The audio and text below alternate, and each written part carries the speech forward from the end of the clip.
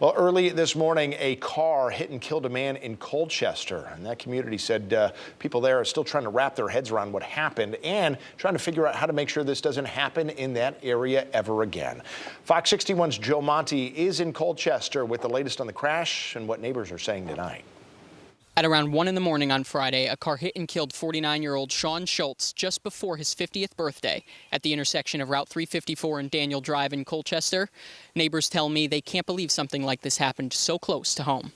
Neighbors say Schultz was a father and a nice guy who liked to take walks. He lived on Daniel Drive and was crossing the street when a Honda Civic traveling on Route 354 hit and killed Schultz. The driver was hospitalized for minor injuries. The crash happened right in front of Kathy Raffles' home on Route 354. She says she was shocked to hear what happened. I'm still shaken by it, and I feel so bad for that family. She says she'd never take walks on her street for one reason. I'm a walker. However, I would not walk on my road because of the traffic. I drive to a parking lot, and I will walk on a sidewalk.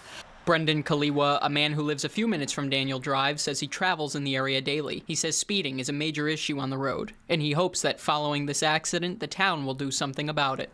With the blind spots that are, just in the road naturally, I think there's definitely advantages for the police to take advantage of that and put some spot checks out there and let people know that, hey, yeah, we are in the area and we are checking speed and we're trying to make the community safer for everybody. Kaliwa says he recently had kids and dangerous roadways are on his radar. And while police have not said if this driver was speeding, the message from most neighbors in the area is that drivers need to slow down. I think speed is the #1 factor involved in all fatalities. I mean, it's literally speed. So if you can just slow people down a little bit, get them to think, get them to react a little bit better, I think the community would be safer. Neighbors that live on Route 354 tell me the speed limit's around 50, but people go much faster than that. They say they'd like to see a heavier police presence on the street to make sure people stop speeding. In Colchester, Joe Monty, Fox 61.